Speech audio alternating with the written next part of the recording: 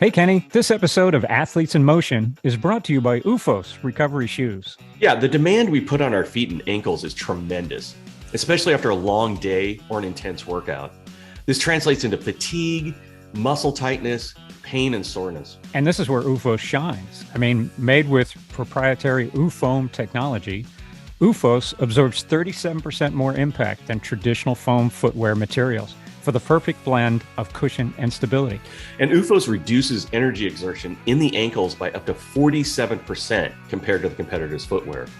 So walking is easier, recovery is faster, and you actually feel better. Yeah, athletes like pro triathlete Matt Russell and NFL Comeback Player of the Year Alex Smith rely on Ufos for their daily recovery. Well, simply put, Ufos are the go-to shoe for your recovery needs.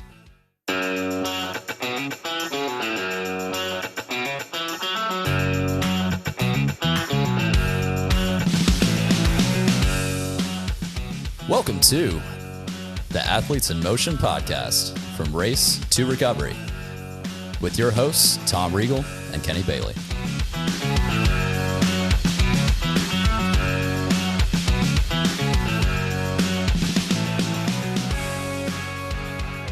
Hey, Tom, how are you? I'm fantastic, Kenny. How are you today? I'm fantastic, Tom. Thanks you for asking. We have Julie Olson here with us today. Hey, Julie, how are you? Hey, good. How are y'all? Welcome. Hey, thanks for joining. We're excited to have Julie on because she's a health advocate, absolute rock star, doing half Ironmans, and all that sort of stuff. But we were pretty excited to have you on because what I found out through our conversation is that you used to be a coxswain for the rowing team. Is it St. Mary's, right? Yes, St. Mary's College. So Tom and I was fascinated by this whole thing. Tom, he said he spent some time in the Northeast. Just the idea of rowing, I think everyone loves seeing it. I don't think a whole lot of people know what's going on, especially know what a coxswain is. If you ask 10 people, one person probably knows and 3 people snicker, right? So we're excited to have you on. We want to hear all about sort of that sport and kind of what's involved and that kind of thing. But before we get kind of started down that path, Julie, we kind of wanted to talk a little about your history. So were you, before you hit St. Mary's, were you always athletic? Were you involved in sports earlier? Tell us a little bit about yourself. Yeah, actually, so I've always been into sports. So to give you a little bit of context, then it'll come back when I talk about being a coxswain, is that when I started playing soccer at 7 years old, but that was derailed because I ended up having arthritis in my hips.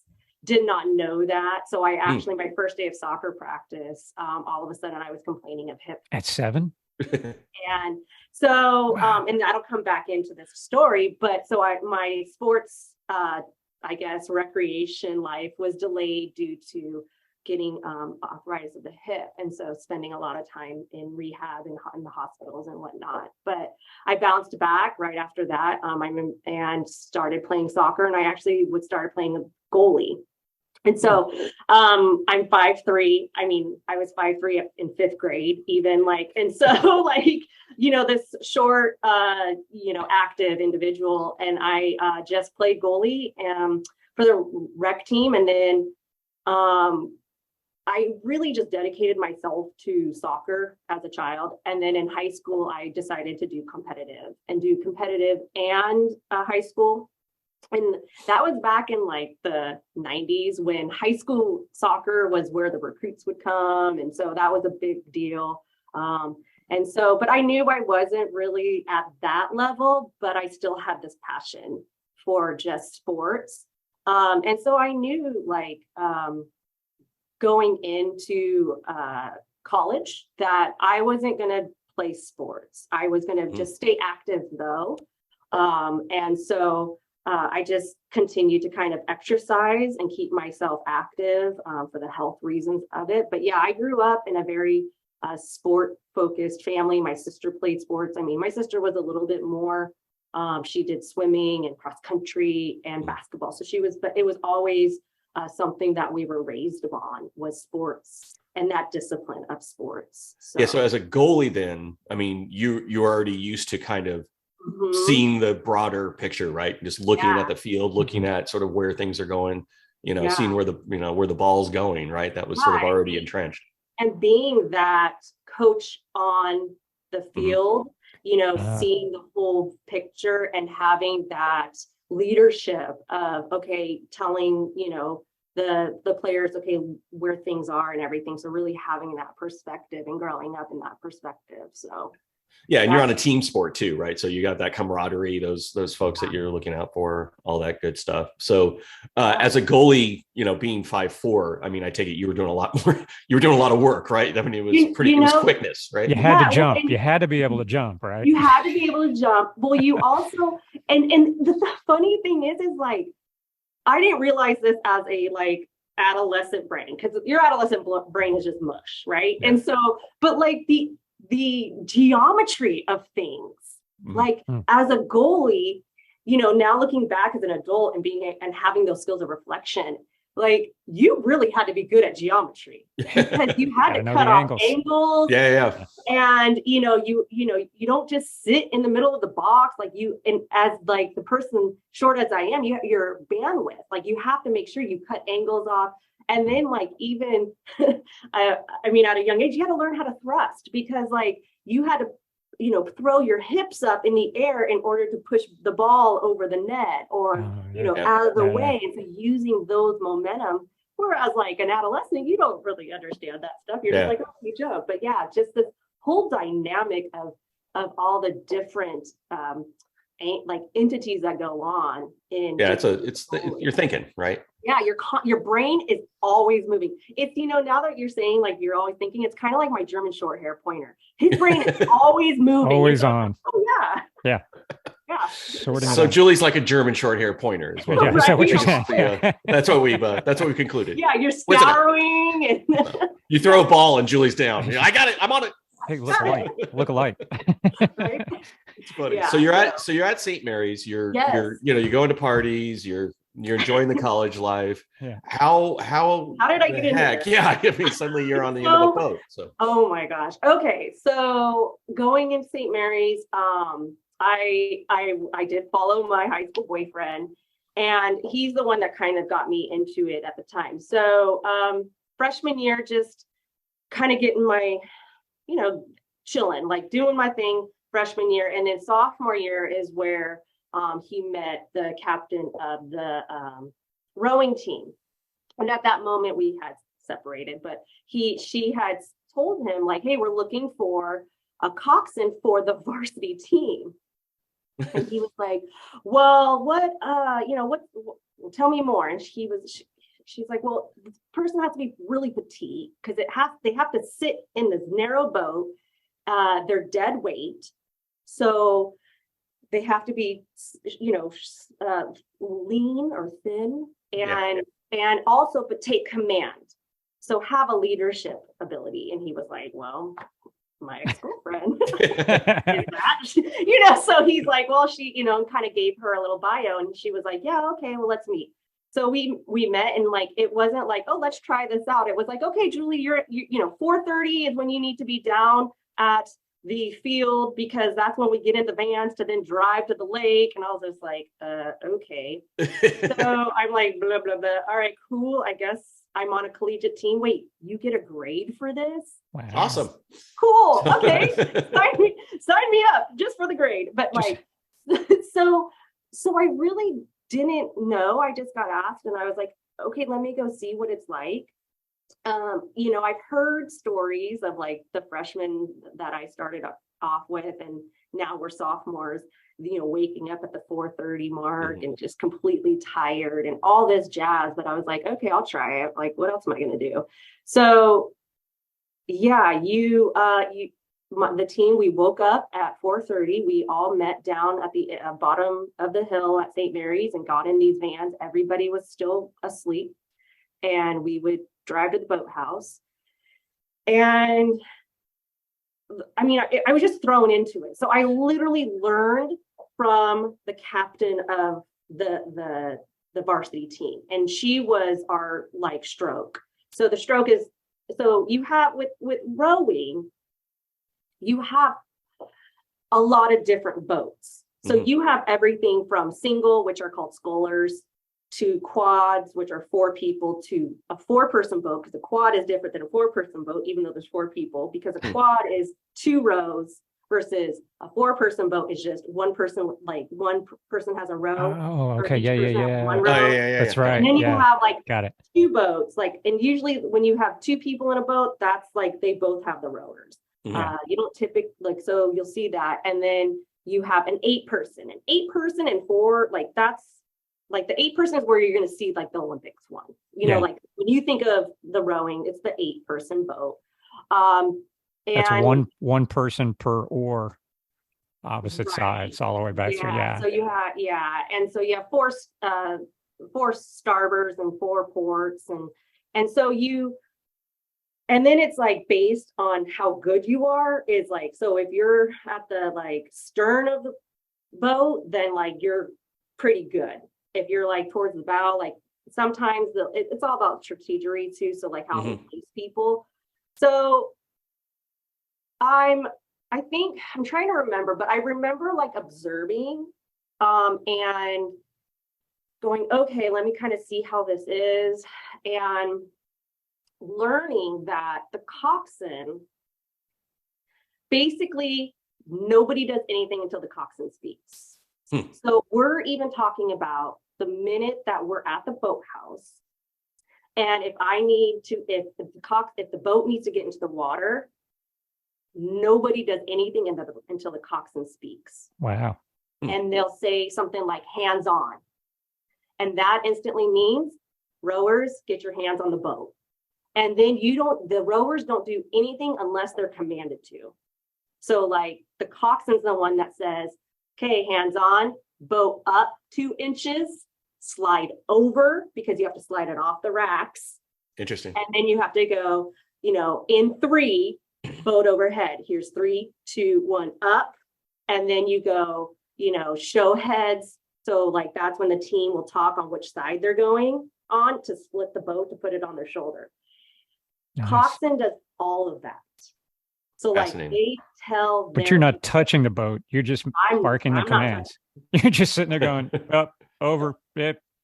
You are in charge of backing that boat up, making sure that boat doesn't crash, getting into the water, like everything. So you have to really walk and talk and know like symmetry. So like, where are you, in regards to like the tree that might be in your way, and how are you going to get that over, and how are you going to articulate that to 8 people so that they don't get all, so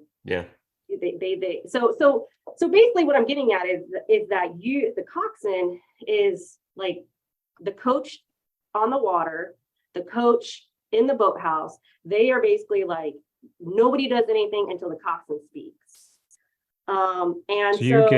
Do you get your instructions directly from the head coach to you, and then you give it to the rowing team that's on your boat? So kind of. So what happens is during practice, you'll always see the coach in like a boat launch, like in a boat. And so they're the ones coaching during practice. So really like during practice, the coxswain is just is guiding the boat. So they also have rudders. So we have rudders right next to us, and we're like steering the boat. Oh, really? Okay. I didn't know that. Yeah. Yeah. So we're steering the boat. We also have a microphone that a lot of people probably have seen, and that has a little box that shows stroke rate, power, distance, so that I can then tell the team like, hey, this is the stroke rate I need you all at. But the coach is the one during practice that's calling the shots. Got it. Okay. So when you're sitting on the boat, where are you in position to the other rowers?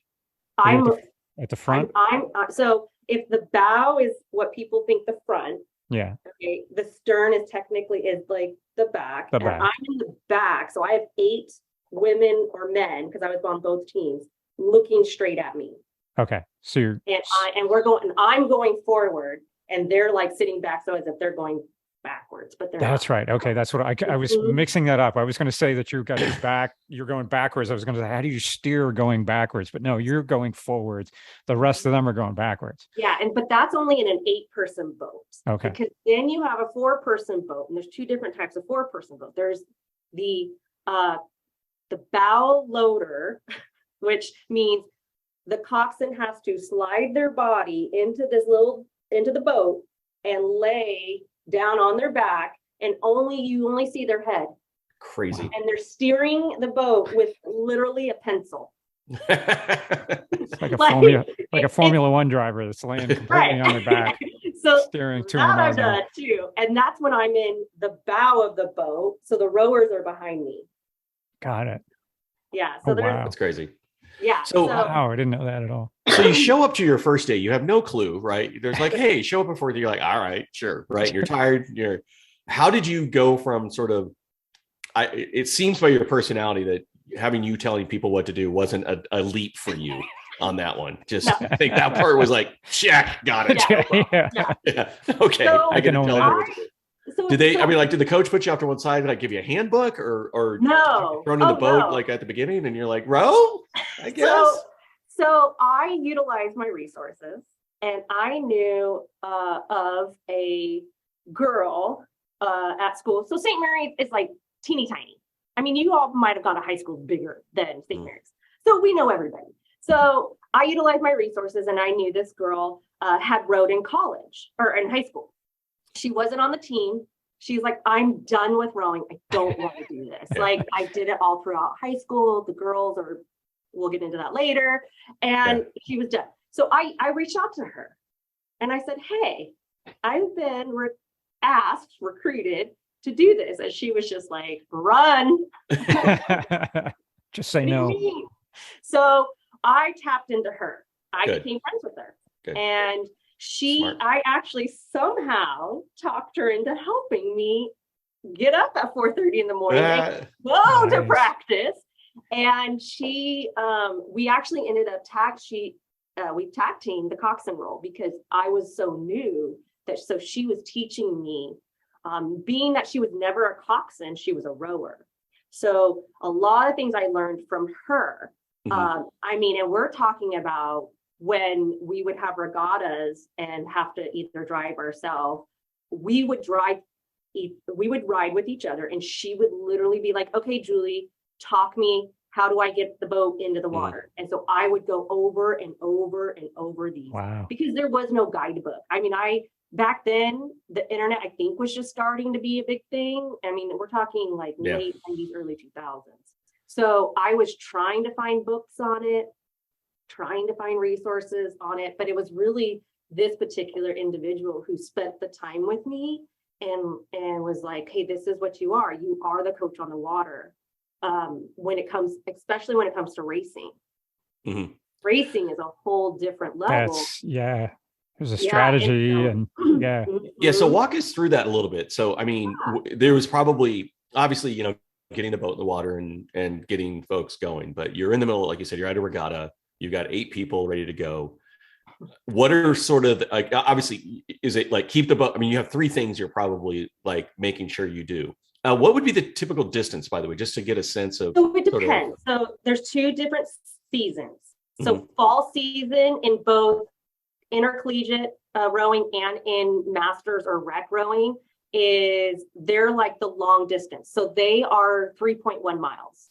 5K, right? 5K. Yeah. In spring is sprint season. So intercollegiate, it's 2,000 yards. And then for masters, it's 1,000. So, so I started in sprint season. Got it. And oh boy.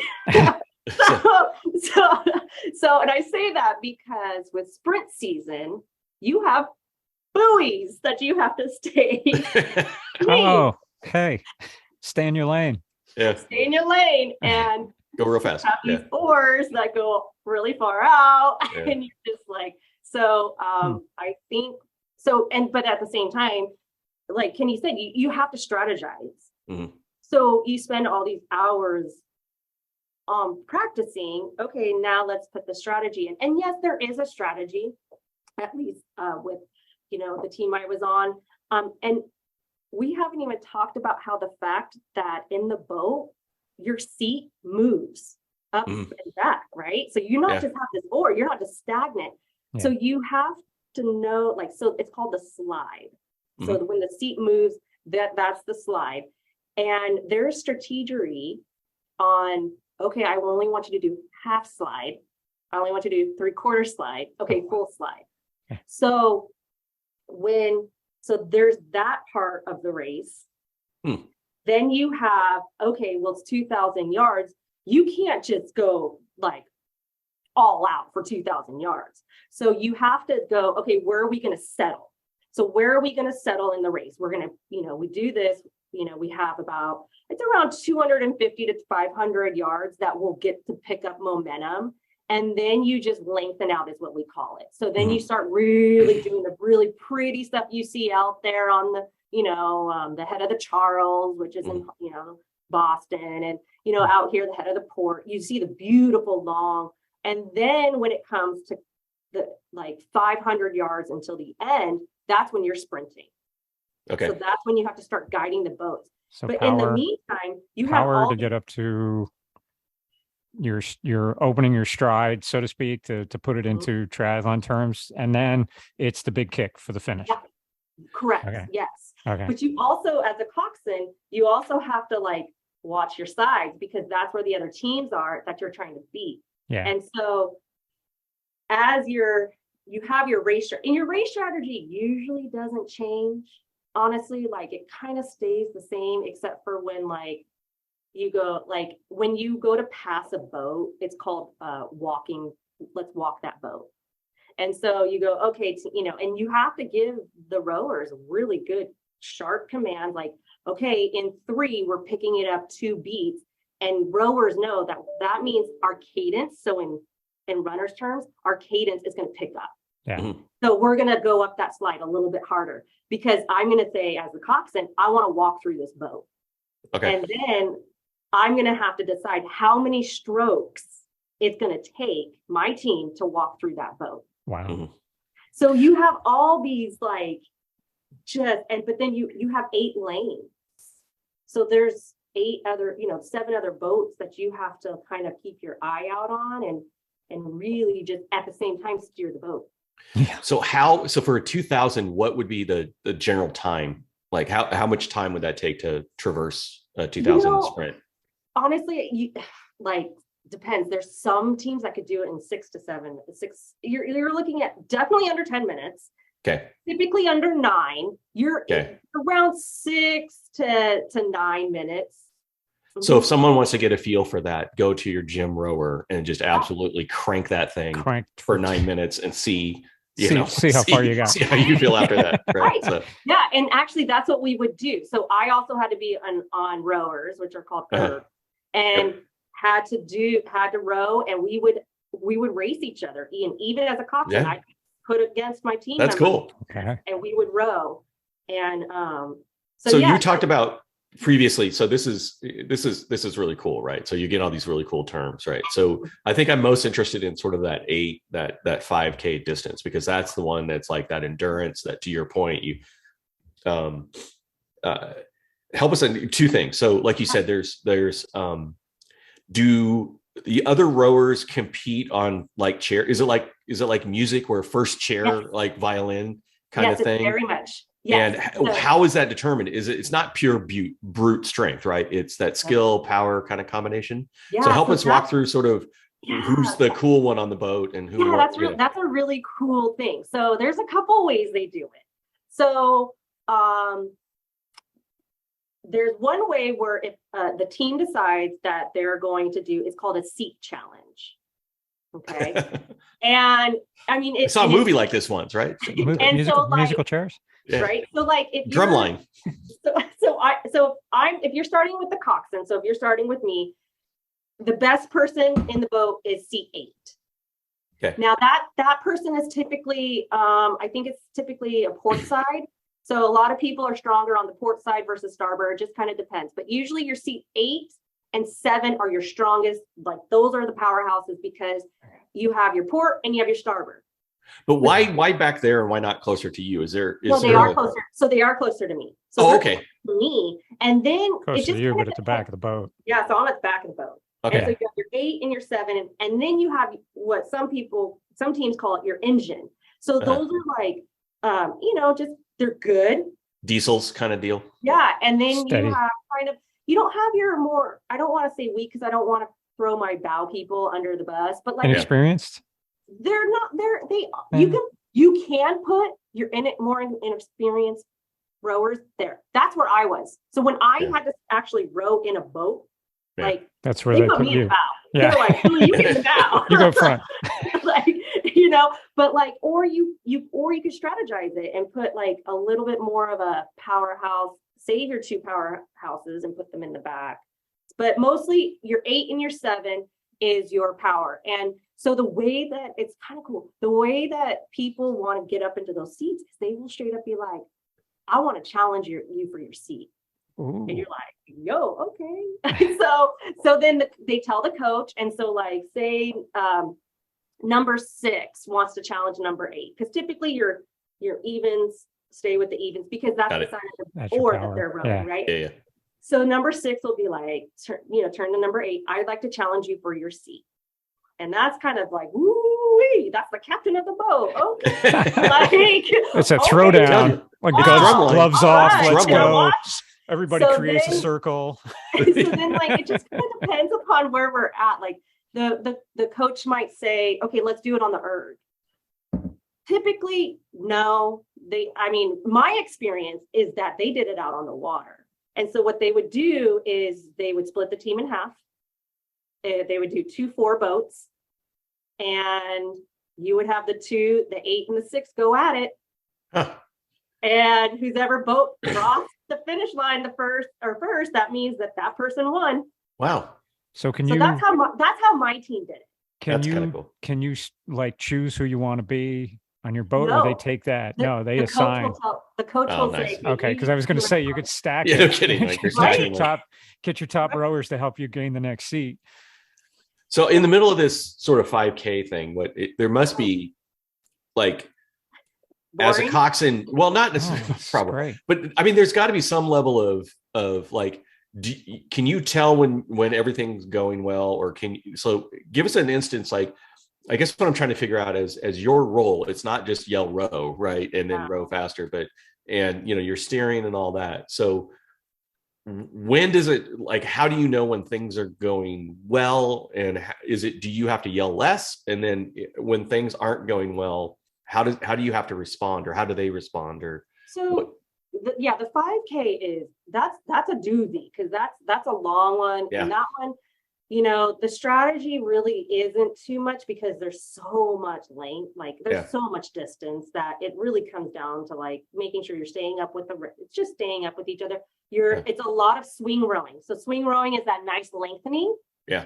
That's really what it is. A lot of that, and then it gets crunch time. So the coxswain really communicates with the captain. So C8.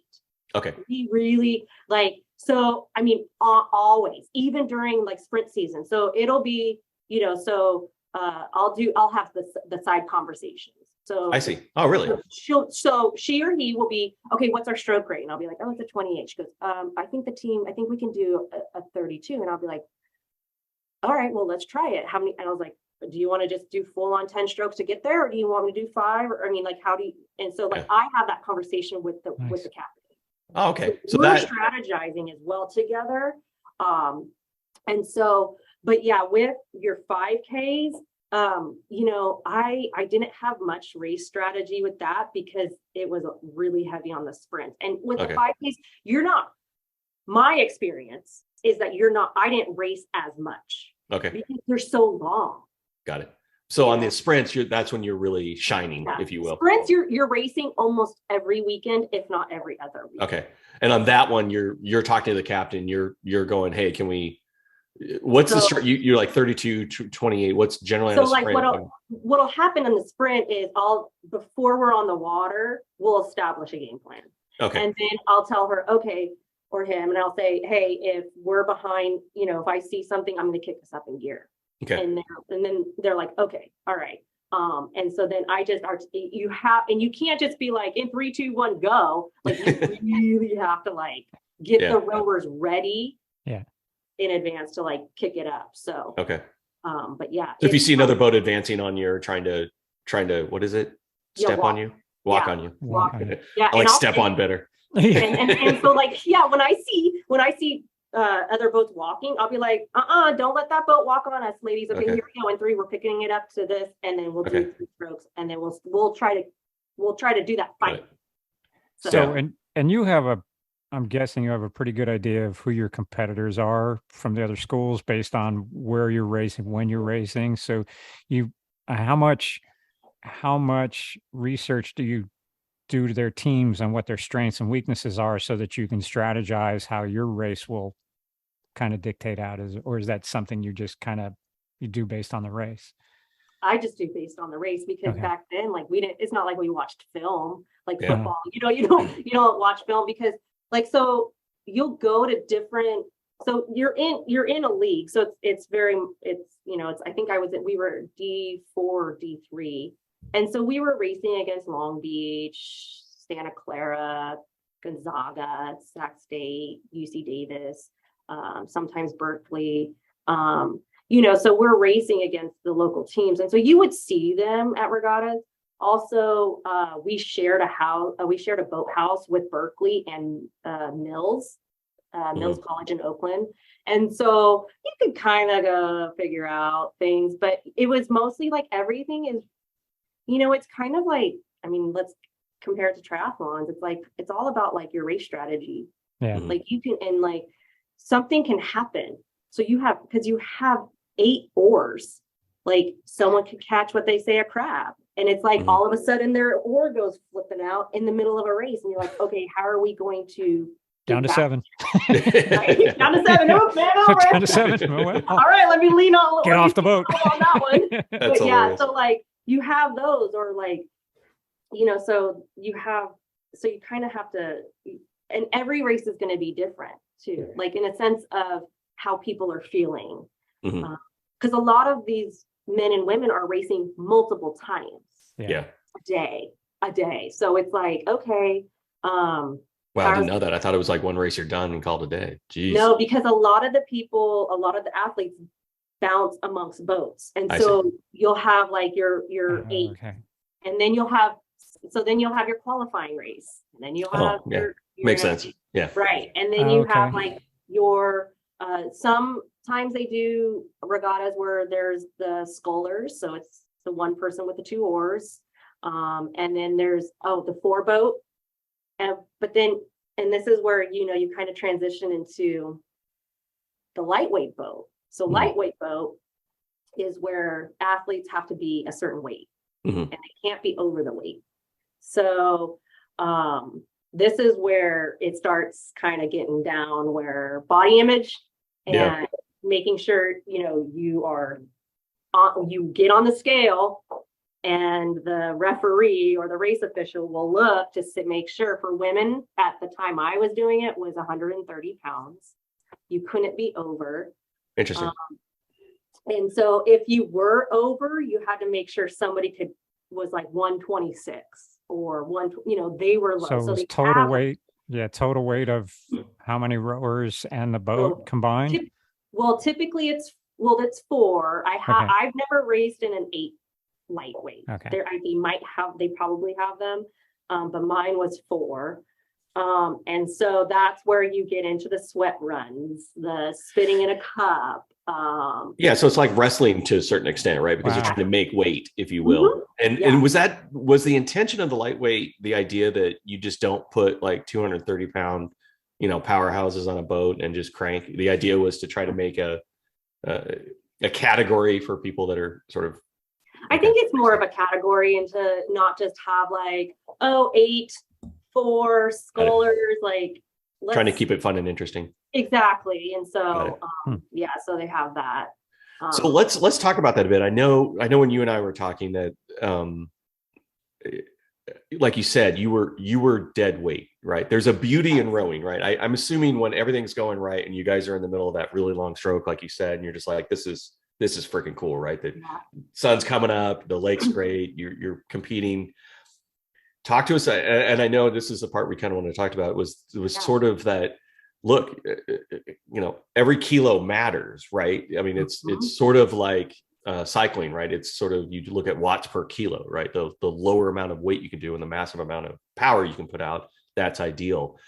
So you were mentioning before when we were talking that it's a lot of pressure, not just for the coxswain, but for the rowers. Help us kind of understand that kind of underbelly of that. Yeah, definitely. So first off, like in general, like you have this boat that is just super, it's narrow. And women, we have hips.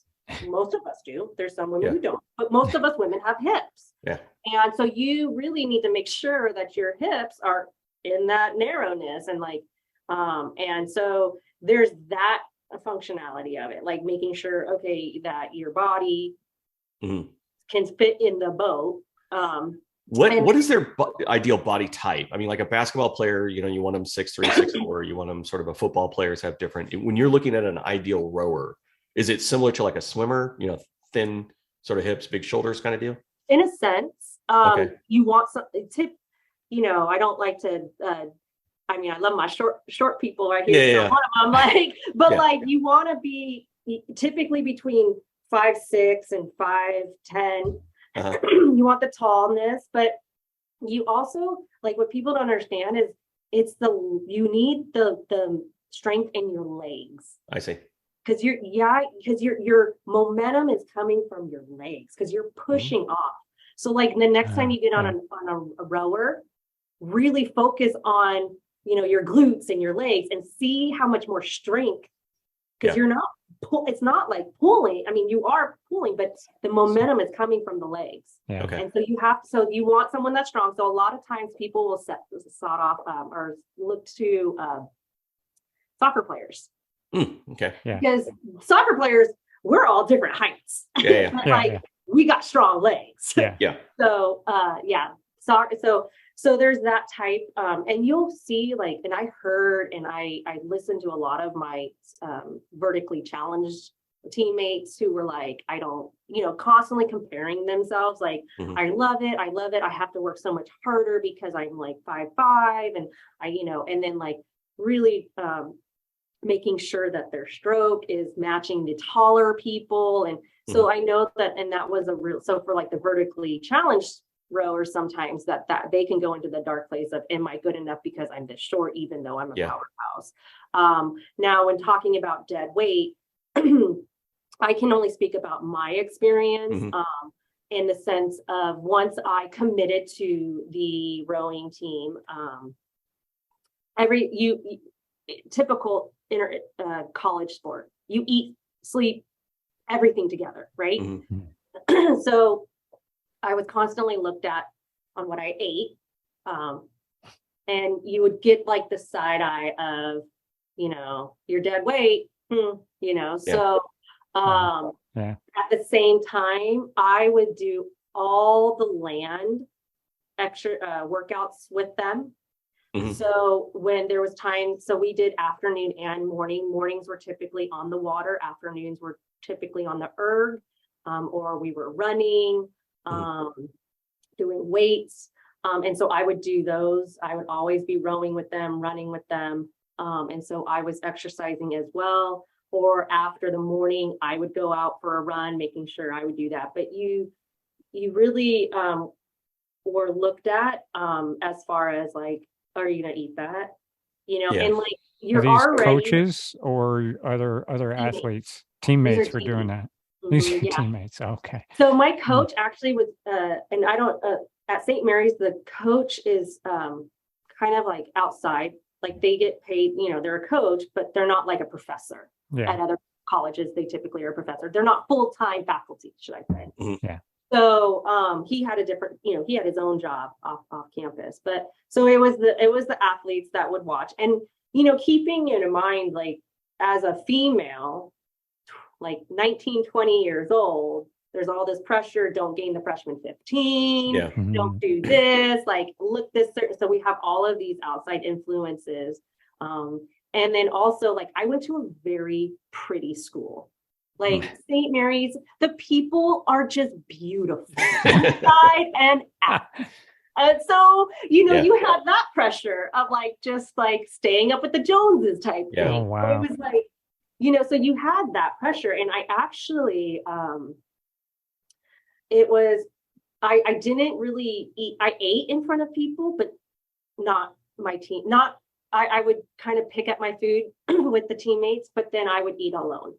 I would wait till everybody went to class, and then the one friend that I recruited to help me learn this sport, she and I would eat together because she knew that this sport is, and because she also experienced it in high school, and she experienced it in the ugly side of like, you know, a lot of her teammates in high school were like bulimic. They had eating disorders. That's one of the reasons. High school is, I mean, college is bad enough, but high school, you're just setting them up for eating disorders. Like you're just handing them an eating disorder. And that's one of the reasons, one of many, why she didn't want to do college level, but she was a good friend, helped me with this. So she allowed me to feel comfortable eating, you know, a sandwich because I need to eat. You know, and so there was that. And I will say that like during that experience, I became very resentful towards my team members because I'm like, first off, we're not winning races. Like we weren't like this really powerhouse team, you know. People were like St. Mary's. Oh, okay. Like, no offense to the other rowers, we all tried our very best, but we would come into the finals sometime. Actually, no, not under my watch did we ever get to the top 3. So, like, you know, it was like I was getting resentful because I was like, dude, we're not even winning, and you're like nitpicking at me. But that. So there was that, but then what during the summertime I want to speak to. So you have the fall and the spring, and then you go. So rowers, we go home or we do whatever. There's no like summer training or any of that. So I really liked being on the water. I'm a Pisces. I love being in the water. So it's just like I was like, okay, well, let me sharpen my skills in the summertime so that when I come back to St. Mary's, I can be better. So I joined the local in West Sacramento. Yay, go West Sac. We have a team, and I reached out to their master's team and joined their master's team, and they were just absolutely the most amazing individual, the amazing women ever. And so they didn't care about weight. They just were like, thank you for being a coxswain. We can't find anybody. Like, okay, they worshipped me, even though I was like, I suck, but okay. Like, you know, and so like they were like my moms. The master's team is typically the older generation. And then the coach, he was a former coxswain for UC. I think he went to Santa Barbara. And so he was able to also help coach me. And so I really like, even though like having like the animosity and like the like fighting with the demons of like this team that I'm rowing with in college and watching what I eat and analyzing everything. I mean, literally, like we were at a regatta and one of the team members was like, are you going to put that in your mouth? And I was like, I need to eat in order to like function. So yes. And I'm not like eating a burger. It's always salads and soups in front of them, you know? And so it's just, but yeah, so then I was treated I was just taken in by these women. And during the summertime of trying to learn this sport, because at that time, I only had 1 semester under my belt. And then sharpened my skills. And then I came back refreshed and I was like, okay, but the energy was still there. So the energy of watching what you eat and doing all of this and, you know, and then because we weren't excelling and not doing well, the blame came on the coxswain. So it's you get it's me. It's like our fault, you know, that we didn't win that race. Or, you know, and so and even if it's not said, it's that pressure. Like, okay. And so I did the fall, the long regattas.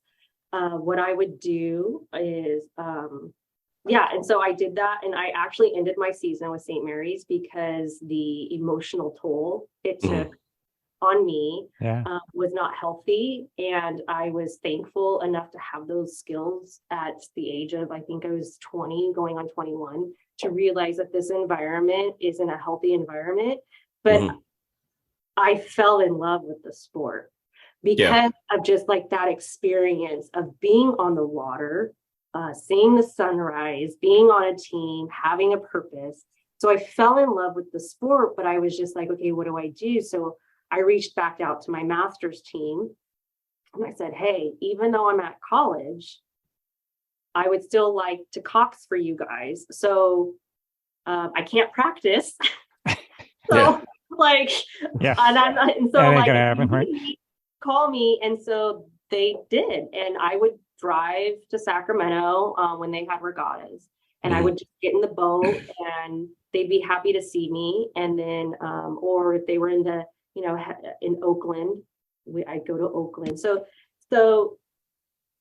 that master's team they still compete. They compete in a league, essentially a master's league that they have around there. So there's life after college for rowers.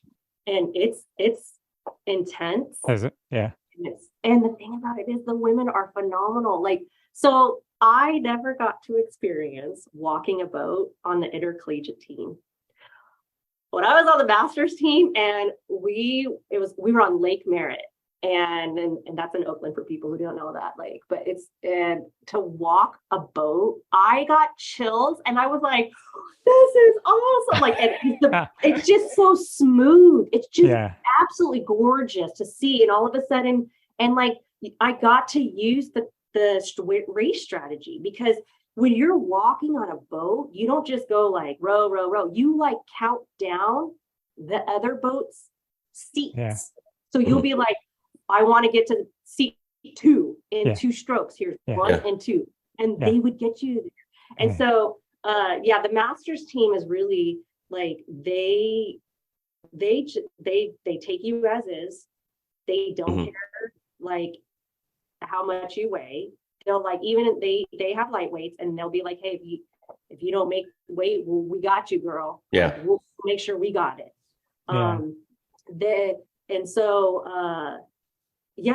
I would join their during college. I would just sporadically go to their regattas and then row, and then every summer I would row for them. And I did that actually, oh man, all the way until after graduation of college. I did it, and then I would take a break, and then I did my last race in 2000, and I think, let's see, 5.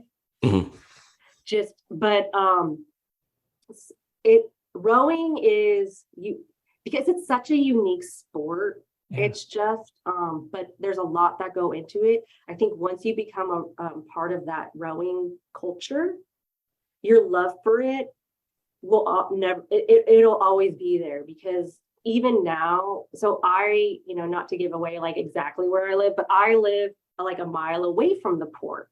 And that is really amazing. Like, just for me, like, oh my God, I rode this port. Like, I know it. Like, when they say go to the locks, I now know what the locks mean. And we're not just talking about locks drive. Like, there's locks at the port. Like, and then like when I'm running and even I was on my long run on Sunday with one of my girlfriends, and there was a regatta, and we were running along the port, and I said, let's stop.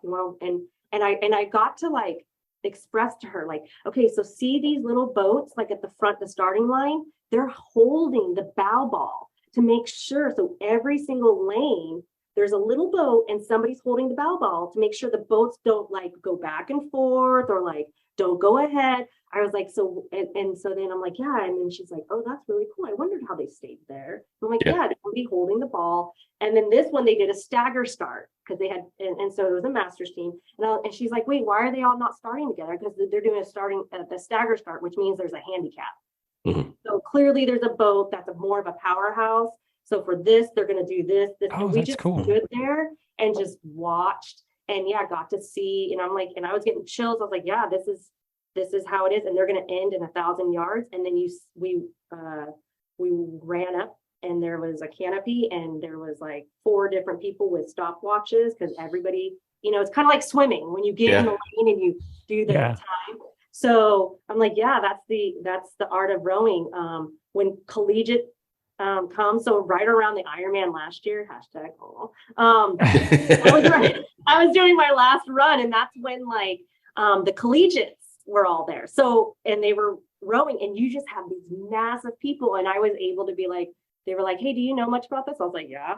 So I'd be like, oh yeah, so this, you want to watch here, or go down a little bit further and you can watch over there, like, and just seeing and hearing the oars. So like, even though like what started off as a very bumpy like road and like massive learning curve.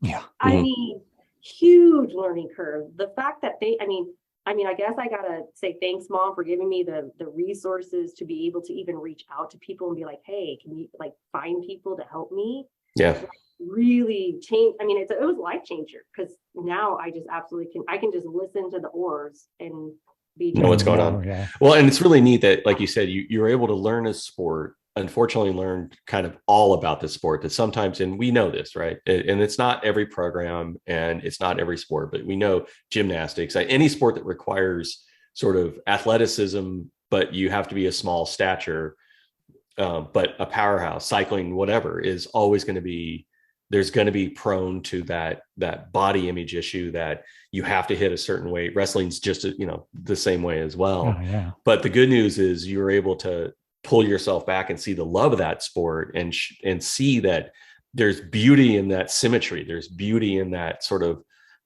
how that works, and being able to see 4 or 8 people be able to come together and as one unit and be able to get that, get that maximum out of those people. I think that's a fantastic and lucky experience. Yeah, so for those people that are kind of going through that now, I mean, there's going to be people listening that are dealing with sort of that not ugliness, but just dealing with that sort of strain. What would you say if you ran into your younger self, in college? What would you tell yourself? I mean, that's a seek resources. I mean, but seek resources in the sense of like seek positive people. So like, I had that one friend who I was able to eat with, but I also had another girl on the team who she was actually in the novice boat at that time. So that means that's like the JV team. And so she recognized that what the women were doing. So she recognized people watching me and eat. But at the same time, she's like, you're out here doing the workouts too, girl, you got to eat as well. Yeah. And so we became friends, and she became another person that if I wanted, to have a bagel with cream cheese, I would be able to sit there and devour it and not be judged, know? And so really, just kind of being open. I would definitely say the people who are struggling to be open to recognizing that there's people who are noticing what you're going through, and to not push those individuals away if they happen to say, hey, let's go get something to eat. Yeah. I mean, I remember I was so hungry one time. I will never forget this. And we in Moraga, there's a Noah's Bagels in Lafayette. And I was like, I can't remember the girl's name, but I was like, hey, you want to go to Noah's Bagels, get something to eat after rowing? And she's like, yeah, sure. So we did. And I was so hungry that I devoured 2 bagels with cream cheese. Like, I was starving, and no judgment. Yeah. Judgment. And she was like, girl, you hungry? I said, I am so hungry. And she was like, eat, because you just did. You got to eat. You got to survive. Yeah.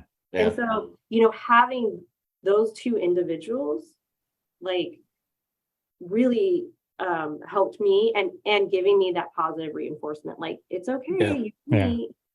Well, with any luck, we hope that the coaches and other folks are learning during your time. I think that was also a time, I think, across the board, coaching was very, they had a very different kind of viewpoint. Yeah. Very old school. Right. Which is, even, we talked to Ian, who was, doing wrestling, where they were just like, you cut weight for a fighter, but they do it in such a way that it was detrimental to them, where they'd actually be more dangerous in the octagon than they would if they did it in a smart sort of way. So with any luck, we're starting to understand that today that, that approach just doesn't work anymore. And I think the difficulty too, I think that you're pointing out too, Julie, is that you're 99% in this world, right? I mean, there's no other external voice saying anything. So you kind of feel like you're isolated in this area because that's the whole world you live in. So maybe the important part is like, be able to talk to somebody outside of that world to give you a little bit of sort of like, hey, this is what the rest of the world kind of reality check. Yeah. And I think we get we've had kind of a reoccurring theme with everyone we talk to that succeeded, right? Is that they were able to surround themselves with a team with positive influences, whether it was family or is it friends or something along that way. And I think that's really important for us today, that you keep positive influences in your life, that maybe at certain times they're giving you some harsh news in a sense to keep you honest on it. No, you have to eat. No, we see a problem, and you have to be able to listen to them and keep them as trustworthy and in your circle, because that's what will lead to your success. And the fact that you were able to reach out, the fact that your parents instilled something in you that allowed you to seek resources, to to get that positive influence to help you navigate that. And obviously you knew it was bad enough that you stepped away from it in college, right? So I did something right there. And learning that a bit, being able to see it, that it was going in a bad way, and being able to step outside of it and then continue the love of the actual sport without being in that negative environment type thing. So Julie, and you're also, I know, we were talking about, you're doing triathlons now, right? So you're getting geared up for the Ironman California. We met at 70.3 Oregon. Do you, I know I get this once in a while. Do you get it today, that little thing in the back of your head based off of kind of that experience as well? Because I have people that come up and say, oh, wow, it looks like you lost weight or you look good. And I'm thinking to myself, oh, I've got, 8 more pounds, 10 more pounds before I hit race weight. So no, I mean, because, you see some of these athletes when you show up to these races that are, I'm 6 foot tall. These are 6 foot. They weigh, 30 pounds lighter than me. And I'm not competing against them. You compete with yourself, but you still have that tinge. Do you find yourself once in a while, like in just like, gosh, I need to be this, or I need to be this, or I need to do that, and kind of catch yourself? Well, so I have had body image trauma since I was a child. Oh, wow. So and it's because I, just without being a therapy session, but think about it this way, like I was a 10-year-old going through puberty as a female. Yeah. 10 years old. Yeah. So I was 5'3", 100 and like 20 something pounds in 5th grade. Like, wow. And I haven't grown since. Like, so, it's like you have those, so body image has always been a trigger in my life. And so I've had a lot of self-reflection and therapy to help with that. But what I will say is an amazing thing is being surrounded by like-minded, the love, like athletes. So like my best friend is an ultra runner. And, there's times where we both will be like, I just want to cut the 4 pounds. Yeah. Because I don't want to carry that. Like, I want to do this. And it's like, we understand because we're athletes. It's we already know we look good. Okay. We already know, we already know we're very athletic. We're very confident now, but it's like, if I could just like I mentioned to you, Kenny, I cut 4 pounds because I had COVID. It was like, I don't have which is a terrible thing to do, by the way. Like, yay, I cut 4 pounds. But it's like,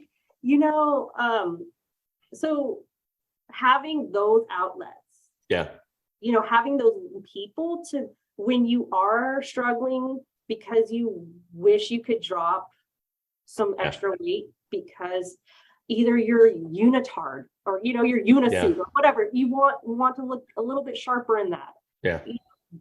There's that pause, where I have friends who aren't in that athletic mind frame, and they'll be like, what are you talking about, girl? You look good. And I'm just like, y'all don't, it's okay. I know I do, but it's like, so that's really, but it's always on my mind. Yeah. So body image and it's always on my mind. And it's just something that I have dealt with. And so that's where but I mean, it was a trigger when I started with the sport, but having that master's team take me who I am. That's fantastic. Yeah. And like Tom's saying, you surrounded yourself by a group of people that didn't care. They just cared about your happiness and you're having fun. And that's, what's funny is I think it's the same thing. When I show up to a triathlon event, I always think they're going to look like the pros from Kona.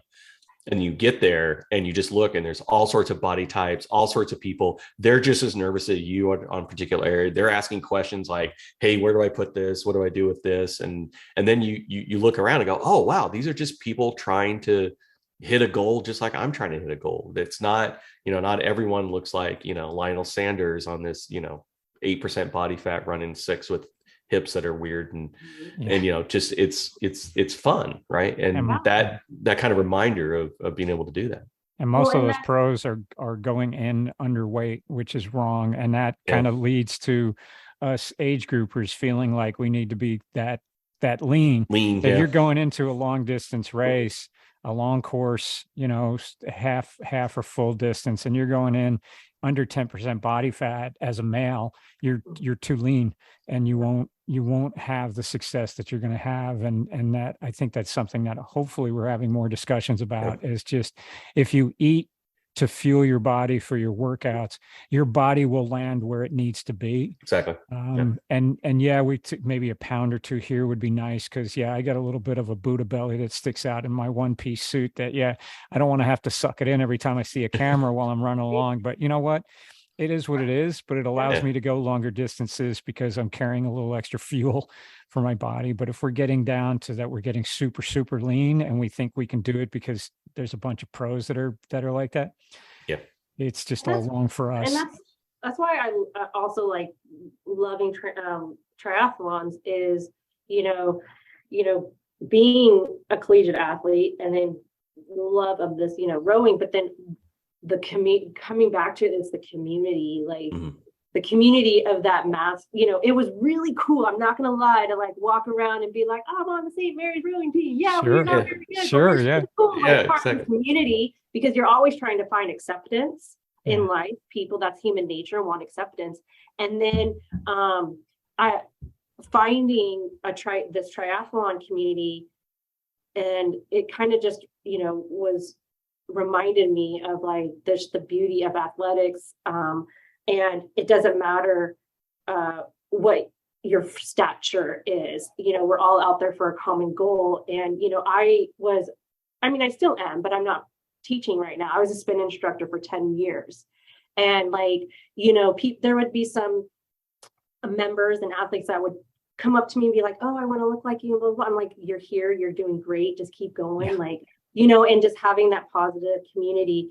And one of the best things that's seeing at these triathlons is body of every type. Exactly. It's awesome. And it's it gives me chills, because it's people are out here doing a positive thing for their health.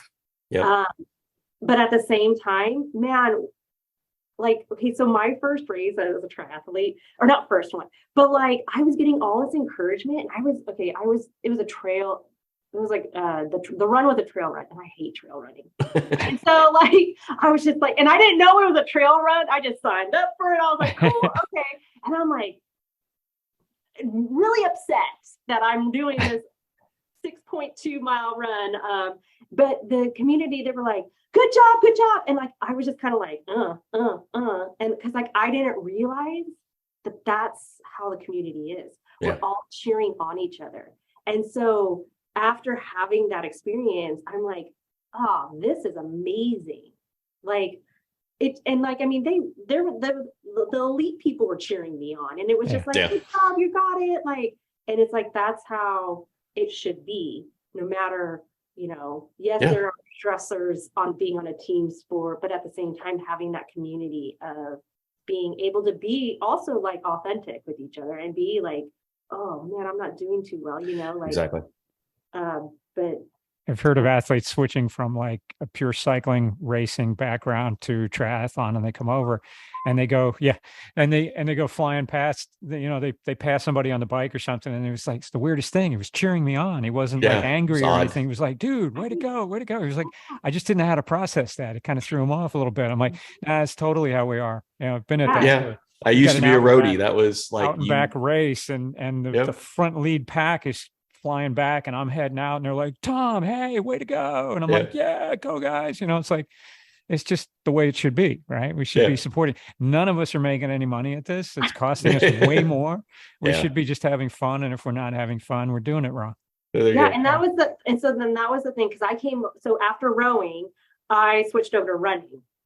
And so I was, I'm a runner. And like that in your brain is gnarly because it's like you're comparing yourself, and it's all about when did you finish? How what was your minute? Like, what was your minute pace? Like all this stuff. And then when you come to triathlons, it's more of like, did you finish? Cool. You finished? Oh, well, you'll get it next time. Exactly. Hey, didn't drown.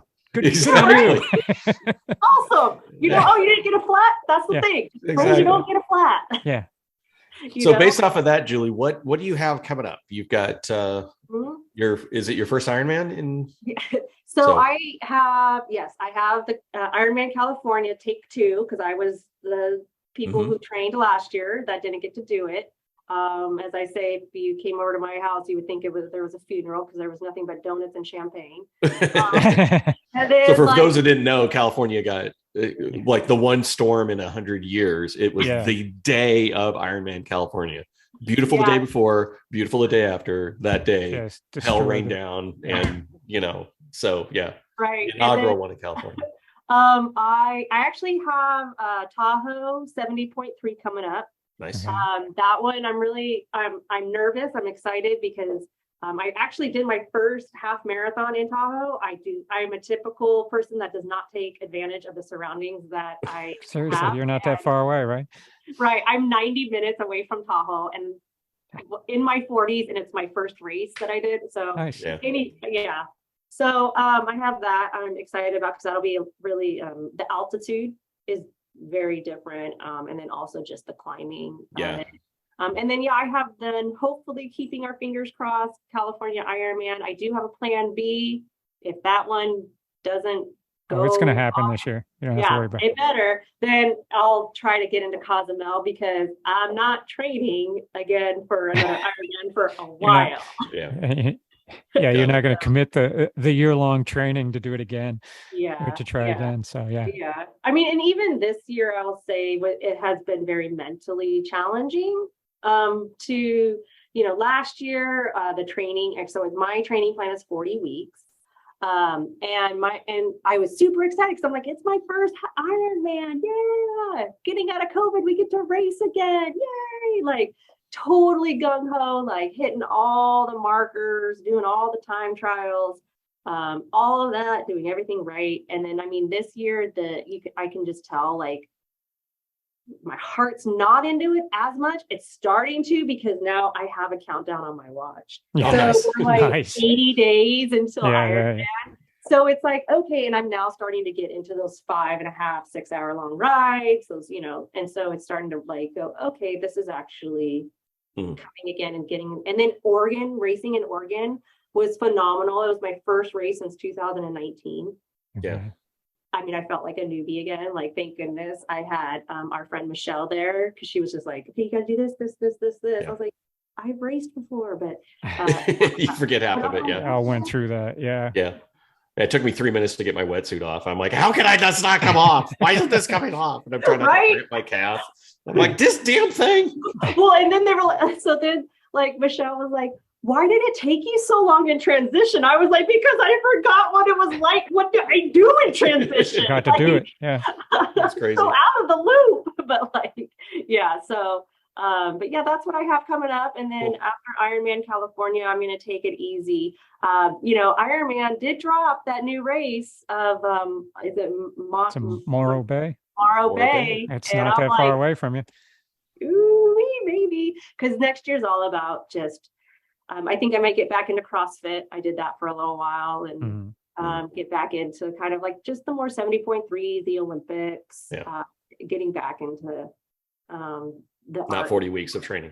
Right. Yeah. So yeah. Very cool. Yeah. Sweet. So how do we follow you on the socials? Are you on social medias? I am on social media. Like mine Instagram? Is private. So like I don't just open it up. But okay. I'm Julie Olson 16. 16 was Joe Montana's number, and that was my soccer number as an 8-year-old soccer player. And so, but yeah, I'm also on Facebook. I think it's Julie Ann Olson. But yeah.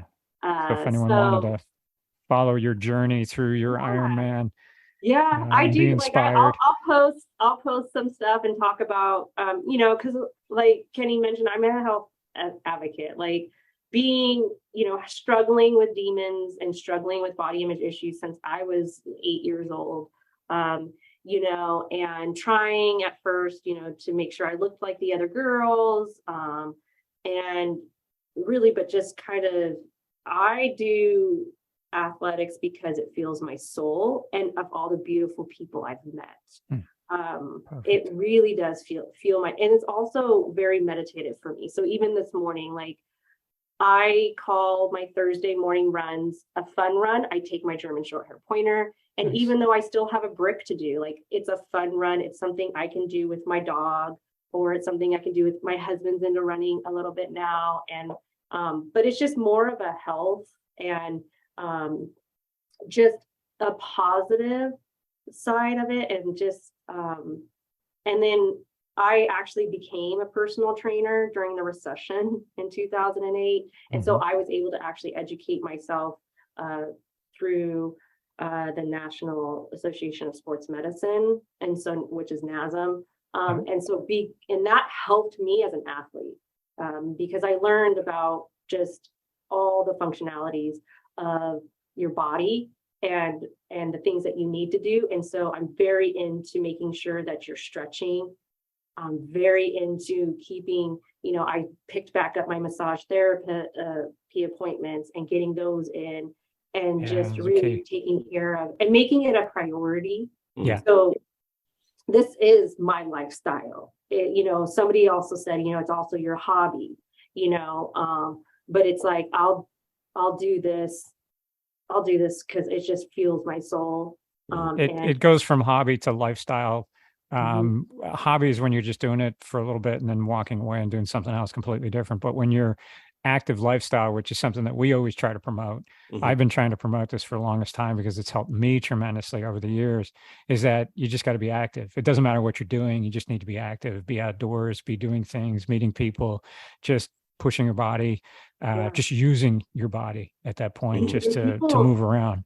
People ask me like, oh, well, they a lot of times, like my friends who are not necessarily in this culture, they'll compare themselves. Oh, well, I'm not like you. And I'm like, that's, you don't have to be. Do what you love. Exactly. If it's Orange Theory, if you it's be sports, you. You just want to go out and walk every day. You do you. That's what's feeling your soul, and that's what you like. Then do that. And you don't have to do these fab, diets. I did the paleo before and the CrossFit, and that was great.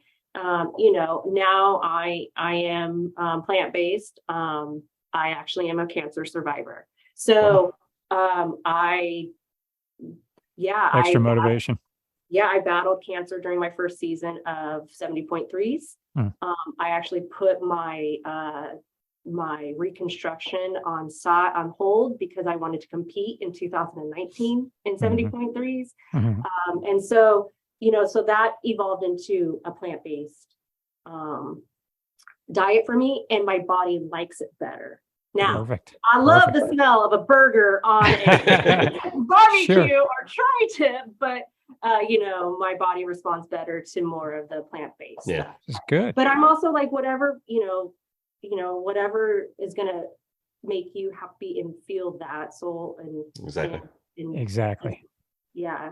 And I'm also like, if I see, someone who's worked really hard and all of a sudden kind of going down, like getting back into old habits, I'm also a person that'll be like, hey, how are you doing? Mm-hmm. Yeah. I noticed this, is there anything that I can do like to help you get back into that? I mean, I had actually had that conversation with a colleague of mine who worked his rear end off to get to a very healthy state of mind. And then now you kind of see gaining the weight again and be like, make sure this job is not taking off over you. Yeah. Make time for yourself. So get back, you worked hard. So it's also that motivator too, that I am as well. Like, and it's just something that I'm so passionate about. Cool. So Cool. Fantastic. Well, thank you so much for being on. We loved hearing your story and learning all about the rowing. So watch that, always watch it. Have no idea what I'm looking at, but it's always impressive and pretty cool. So thank you so much for being on. It's fantastic. Everyone for listening, thank you so much. We appreciate your comments. Give us 5 stars, thumbs up, all the good things that help the algorithms and gets this out to more and more people. We really appreciate it as we keep learning and growing with this podcast. We're having a great time. So thank you again, Julie, Kenny. Thank you so much. And we'll catch you all on the next one.